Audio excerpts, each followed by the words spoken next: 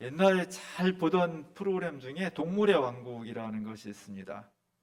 동물에 대한 여러 가지 생활 습성들, 살아가는 거 이런 것들을 오랫동안 편성을 해줘서 제가 참 재밌게 봤었는데요. 요즘은 이제 잘 안 하는 것 같아요. 그 대신 내셔널 지오그래픽이나 뭐 BBC 프로그램 이런 데서 동물의 생태를 잘 화면에 담아가지고 사람들한테 소개를 해줍니다. 요즘은 카메라도 발달하고 또 촬영 기술도 발달해서 옛날엔 잘 알 수 없었던 동물의 습성, 그들의 살아가는 모습 이런 거를 참 재밌게 잘 볼 수가 있습니다. 우리가 제일 좋아하는 동물은 뭐가 있을까요? 사자를 제일 좋아하죠. 아프리카의 사자들은 이렇게 무리를 지어서 생활하더라고요. 그래서 수컷 사자가 이 갈기를 쫙 늘어뜨리면서 어슬렁어슬렁 다니고요. 주로 사냥은 암컷들이 해요. 수컷은 노는데 주력하고요. 그러다가 이제 결정적인 순간에 암컷들이 여러 명이 달려들어도 잘 제압을 못한다든지 사냥에 실패할 때 이럴 때 이제 짠 나타나가지고 한 방에 해결하고 먹을 때는 늘 수컷이 앞서서 1등으로 먹고 나머지가 이제 나눠 먹는 그런 구조입니다. 사자의 반대편에 우리가 별로 좋아하지 않는 하이에나 군단이 있어요. 하이에나는 때를 지어서 공격을 하기 때문에 하나하나로 따지면은 사자한테 뭐 게임도 안 되는데 사자가 혼자 있을 때라든 이럴 때는 막 한 20마리 정도가 막 공격을 해서 공경에 빠뜨리기도 하고 먹이를 빼앗기도 해요. 근데 하이에나는 특이하게도 암컷이 대장이에요. 체격이 암컷이 태어날 때부터 커요. 수컷이 작아. 그러다 보니까 그 암컷들 중에서 치열한 경쟁을 통해 우두머리가 정해지고 그 밑으로 서열이 쫙 암컷들이 정해져요. 그다음에 맨 끝에 암컷들 서열이 끝나면 그 다음에 이제 수컷들이 그 다음부터 서열이 정해져 가지고 무슨 사냥을 한다든지 아니면 먹이를 나눠 먹는다든지 철저한 서열에 의해서 나눠지게 되고요. 명령에 불복종하면 그냥 당장 응징을 하게 되고 쫓겨나고 막 그런 모습들이 있습니다. 아프리카나 아시아나 동물들의 삶은 5천년 전이나 2천년 전이나 21세기 첨단 세계나 별로 변하지 않습니다. 살아가는 방식, 그 다음에 사냥하는 거, 나눠 먹는 거, 죽는 거 별로 변하지 않아요. 근데 넓게 보면은 동물 중에 하나인 인간은요, 5천년 전의 인간과 2000년 전의 인간과 21세기 인간은 저게 같은 사람인가 할 정도로 너무 많이 차이가 나요. 우리 신라 시대 사람하고 그것도 불과 2000년도 안 된 시대 사람들인데요. 지금 대한민국 사람들의 삶의 모습과 살아가는 삶의 양태를 보면 너무너무 다른 거예요. 이상하잖아요. 인간도 동물 중에 하나인데 인간의 모든 동물들은 다 시간이 지나도 크게 변화하지 않습니다. 크게 발전하지 않아요. 그런 반면에 인간은 너무너무나 많은 변화를 겪고 있습니다. 사실 동물들은 아침에 눈 뜨면 머릿속에 뭐만 생각나냐? 오늘은 어떻게 먹을 걸 해결할까? 오늘은 무엇으로 배를 채울까? 이것이 가장 큰 과제예요. 그래서 초식 동물들은 풀과 물을 따라서 계속 이동해야 되고요. 육식 동물들은 오늘은 뭘 잡아먹어서 허기를 채울까? 이것이 그들의 모든 관심사의 전부입니다. 그래서 배가 부르면 더 이상 다른 욕심을 갖지 않습니다. 문제는 초식 동물이나 육식 동물이나 충분한 먹이를 확보하는 게 그렇게 쉽지 않다는 거죠. 우리가 TV를 볼 때는 사자가 사냥하면 100% 성공하는 것 같죠? 그러지 않다는 거예요. 그 밀림의 왕자인 사자도 연약한 초식 동물들을 사냥할 때 10번 사냥하면 한두 번 성공한다는 겁니다. 8, 9번은 성공을 못 한다는 거예요. 그러다 보니까 늘 풍족한 먹이를 가지고 있지 못하고 그러다 보니까 다른 곳에 신경을 쓸 여유도 없는 거죠. 인간은 좀 다릅니다. 인간은 먹을 식량을 충분히 확보하는데 발전해 왔고 다른 동물처럼 배만 부르면 나는 이제 만족해 더 이상 뭐 다른 욕구가 없어. 그러지 않다는 거죠. 인간은 식량 문제가 해결되면 문화에 대한 욕구가 생겨나고요. 삶을 그냥 먹고 사는 것에 만족하지 않고 즐기고 유희하고 쾌락을 느끼는 것으로 계속 문명을 발전시켜 왔다는 것이 인간의 큰 특이점이에요. 왜 인간은 넓게 보면 동물 중에 하나인데 수많은 생명체들과 이렇게 다르게 사는가? 왜 달라야 하는가? 근본적인 대답은요, 우리가 다른 동물들과는 다르게 하나님의 형상대로 지음받았기 때문입니다. 하나님의 형상을 따라 지음받은 존재가 인간이기 때문에 우리는 다른 동물과 똑같지 않고 새로운 면모를 갖는 겁니다. 이것이 인간이라는 종이 갖고 있는 정체성이에요. 이 정체성을 잘 유지해야 돼. 우리는 동물과 똑같은 모습을 가지고 있지만 그러나 삶의 방식은 똑같지 않다. 짐승과 다르다. 왜? 우리는 하나님으로부터 하나님 형상대로 지음받은 만물의 영장으로 지음받은 자기 정체성을 가지고 있어야 돼. 이것이 무너져 버리면 인간이 겉모양은 인간인데 비인간화 되는 겁니다. 인간이 동물화 되는 거예요. 인간이 짐승 같은 인간이 되는 겁니다. 안타깝게도 현대 문명이 엄청나게 발전했음에도 불구하고 현대인들은 그 속을 들여다보면 자꾸만 인간화 쪽으로 가는 것이 아니라 비인간화 쪽으로 가고 있다는 거예요.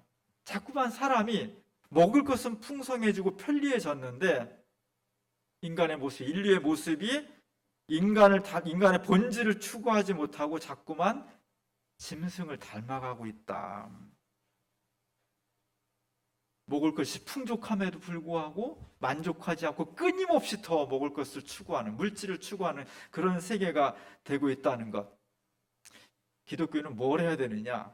이런 세상에서 정말 인간이 하나님으로 창조받은 인간으로서의 정체성을 잃어버리지 않도록 끊임없이 노력해야 돼요. 그런 문화가 있다면 그런 문화를 개혁해야 되고요. 그런 제도가 있다면 제도를 깨트려야 되고요.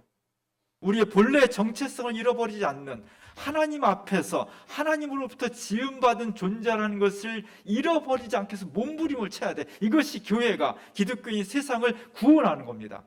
인간이 비인간이 되지 않도록, 짐승이 되지 않도록 그 노력을 해야 되는 것이 그리스도의 사명이고 하나님의 뜻을 실현하는 교회의 역할입니다.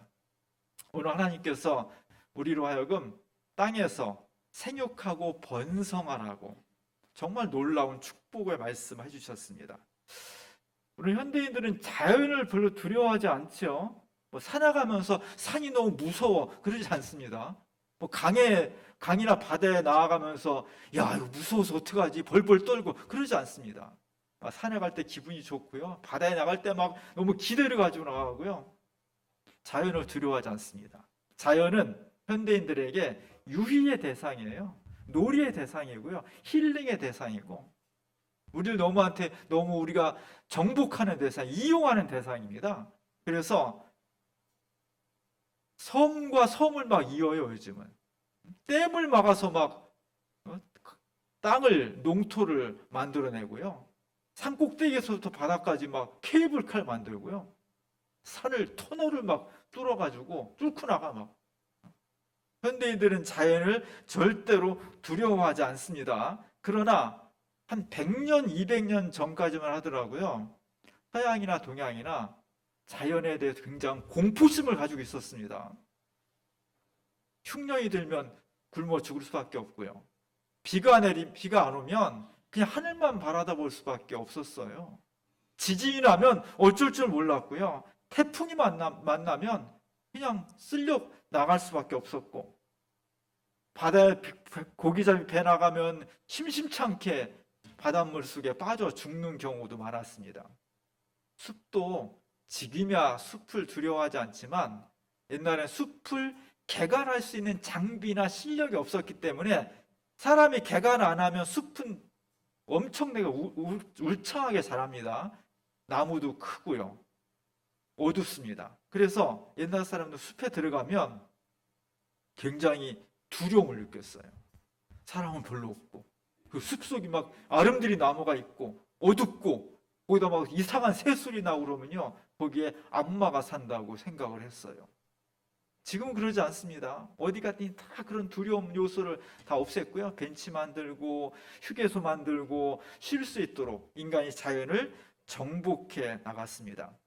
이렇게 된 게 얼마 안 된 거예요. 불과 몇백 년 전까지는 다 우리 서양 사람이나 동양 사람이나 자연에 대해서 우리는 정말 너무 연약해. 너무 힘이 없어. 자연은 거대하고 너무 무섭고 두려운 존재였습니다.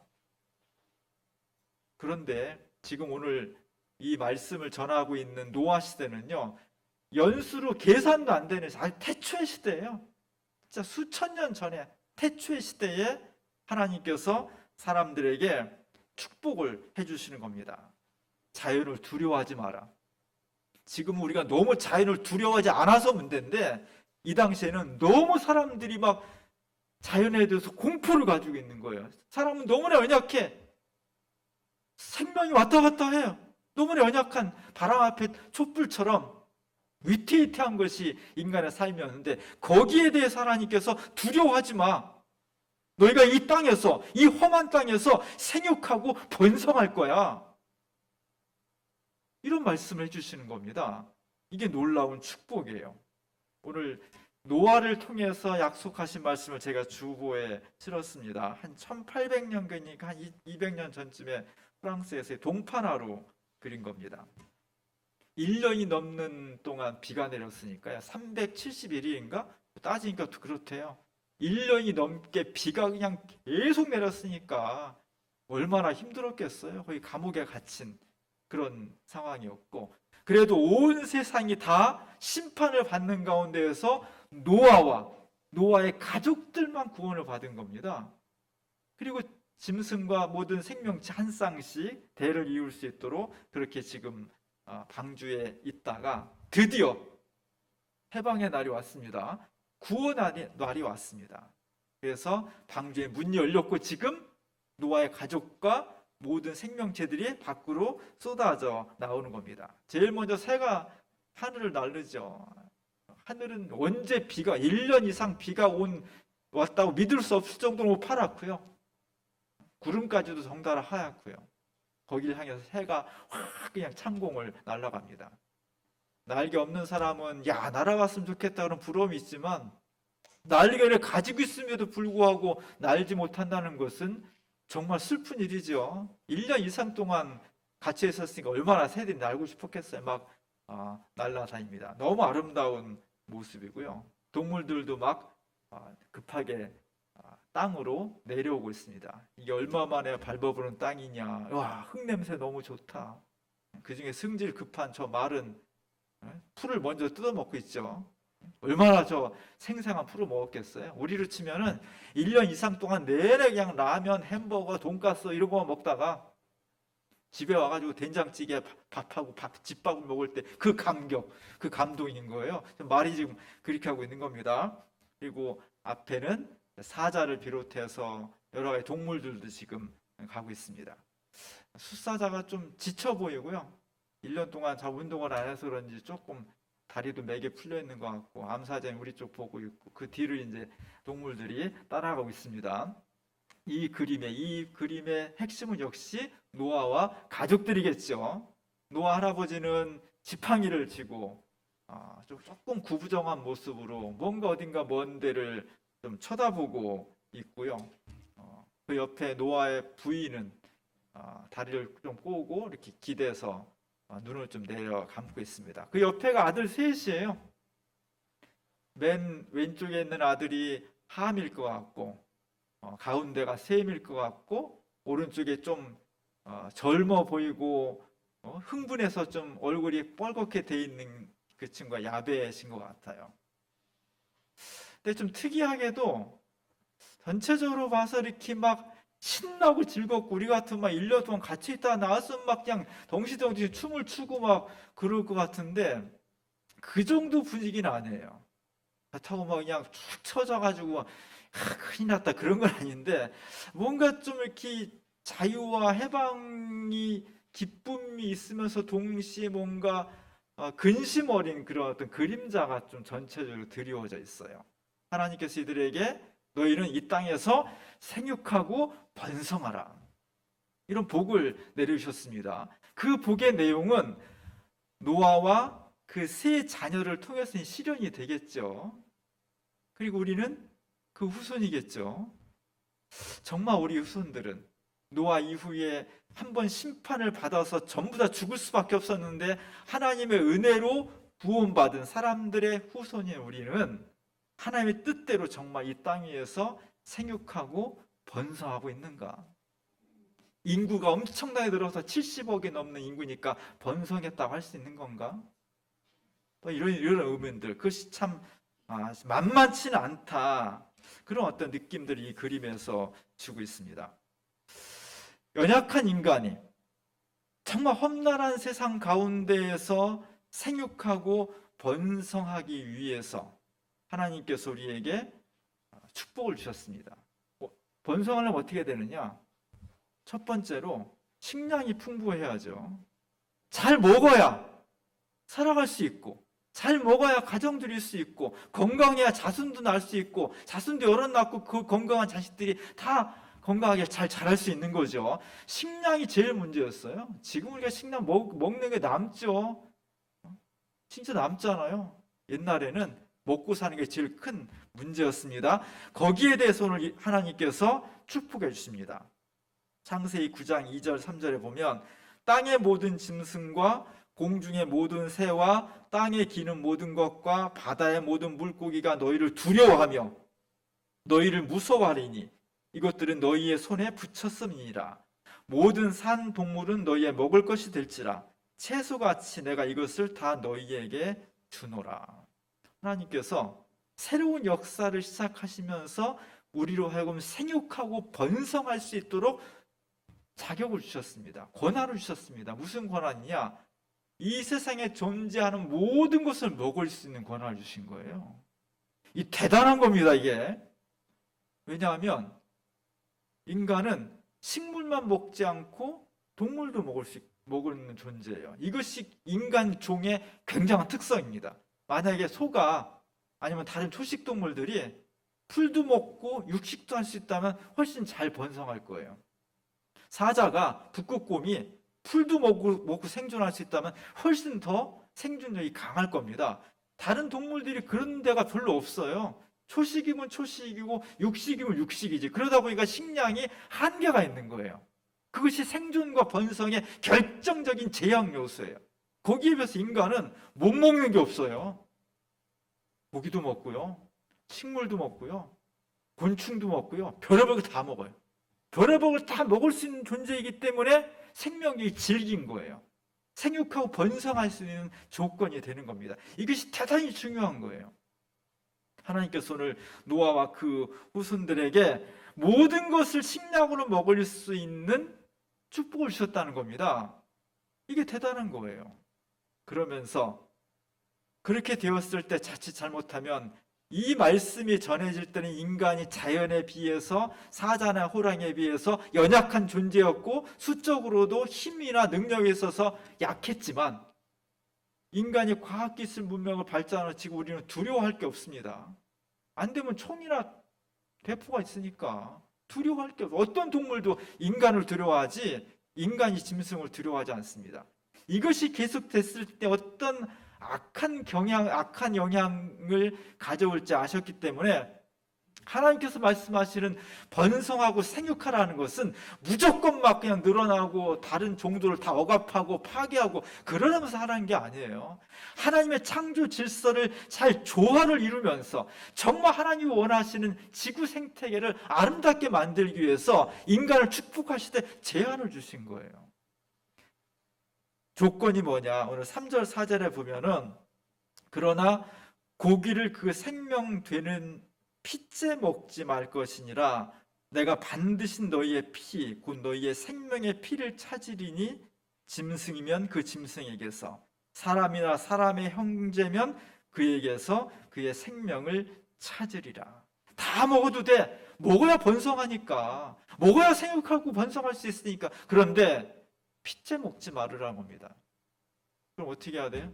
천지국만 안 먹으면 돼요?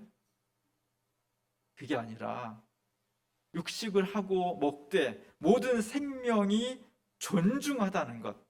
우리를 위해서 희생하는 동물들도 그 나름대로 하나님이 지으신 생명체라는 의식을 잊어버리지 말라는 거예요. 그걸 기억해야 한다는 겁니다. 그것을 잊어버렸을 때 그냥 동물이 그냥 먹잇감으로만 보이는 거예요. 그런 의식을 가질 때 인간이 하나님 형상을 닮은 인간이 아니라 그냥 동물화 된다는 겁니다. 그것이 이 말씀이 중요해진 이유는 옛날에는 고기를 별로 못 먹었어요, 우리가. 저도 어렸을 때 고기를 언제 먹어요? 명절 때, 생일날. 정말 큰맘 먹고 가족 회식 한번 할 때 1년에 따지면 아마 10번도 못 먹었을 거예요. 고기가 귀했고요. 그리고 고기를 뭐 기르는데도 별로 많지 않았습니다. 그러다 보니까 그런 이것이 별로 큰 문제가 되지 않았는데 지금은요.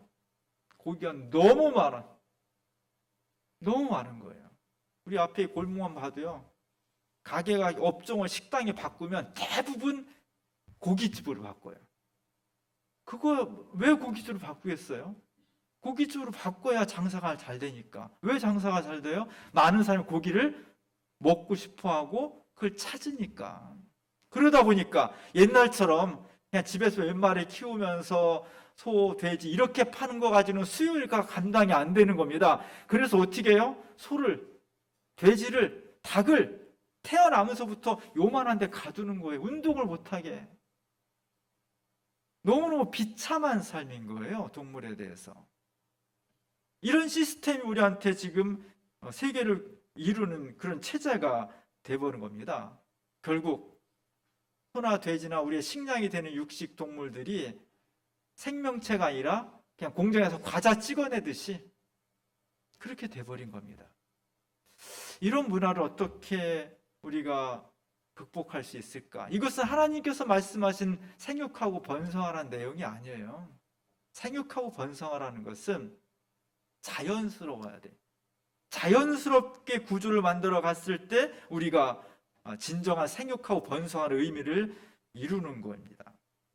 이것이 반대 방향으로 나갔을 때 이 하나님의 생육하고 번성하라는 뜻과 반대로 나가서 생명을 존중하지 않고 마음대로 착취하고 파괴하고 이런 방향으로 나갔을 때 인간이라는 종이 진정한 행복에 이를 수 없다는 거예요.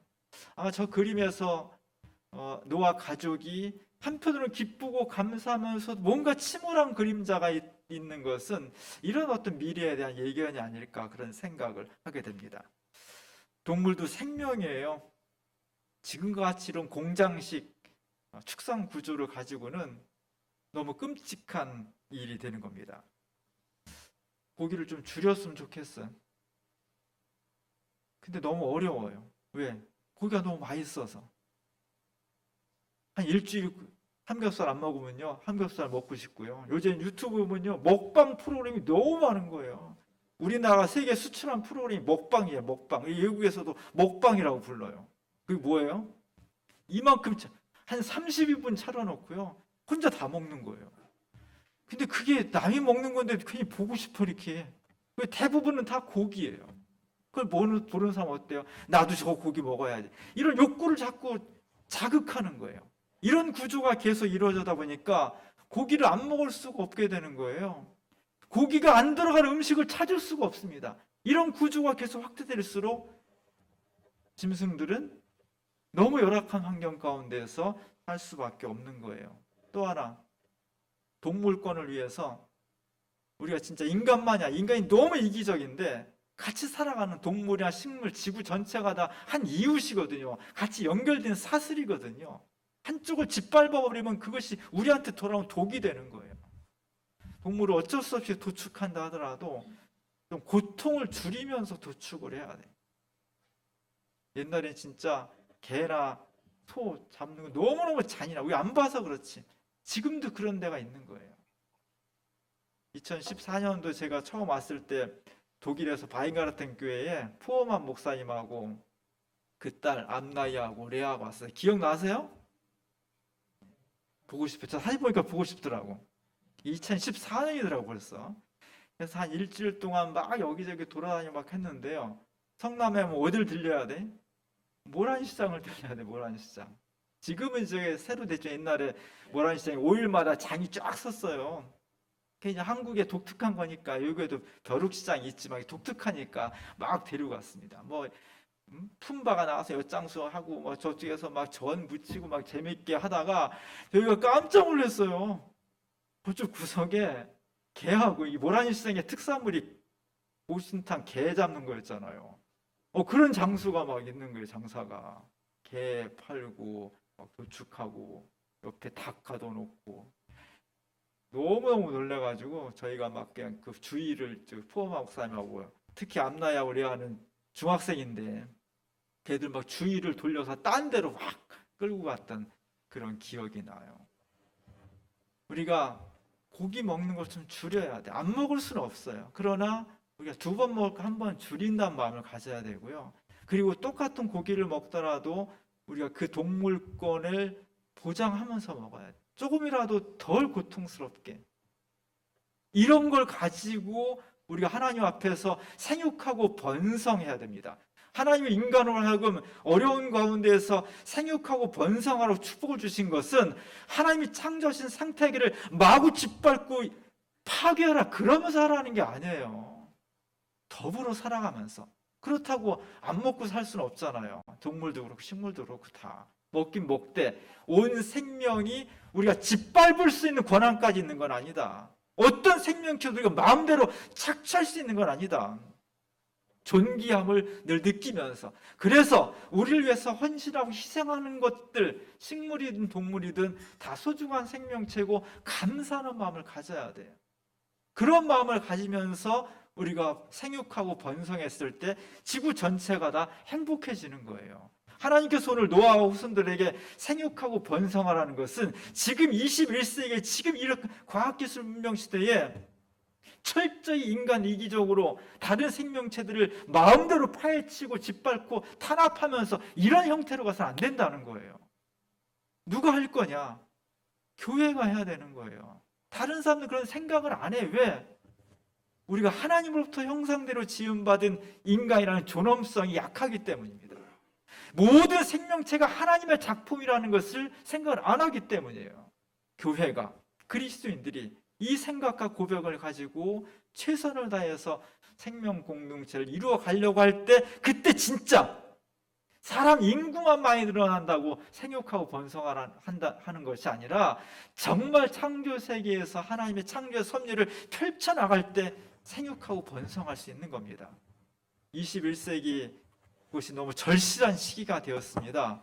우리 주민교회 교인들이 앞장서서 정말 하나님이 노아와 후손들에게 축복해 주었던 이 땅에서 번성하는 모습이 무엇인가를 잘 되찾고 그 생명 공동체를 이루어가는 그런 교회가 될 수 있기를 주님의 이름으로 간절히 축원합니다. 기도하겠습니다. 하나님께서 우리에게 연약한 인간들에게 이 땅에서 생육하고 번성할 수 있도록 복을 내려주셨습니다. 너무 감사합니다. 그 은혜와 축복을 받은 저희들 하나님 창조 섭리와 뜻에 맞게 이 땅의 모든 생명체들을 존귀히 여기며 감사하면서 최대한으로 저희들에게 주어진 생명 공동체 약속을 실현하며 살아갈 수 있도록 도와주옵소서. 저희가 연약하지만 부족하지만 이 일에 앞장서는 교회가 될 수 있도록 도와주시고 생명의 존귀함, 하나님의 창조 섭리, 인간의 생육하고 번성하는 뜻을 온전히 알려내는 우리 모두가 될 수 있도록 도와주옵소서. 예수님의 이름으로 간절히 기도합니다.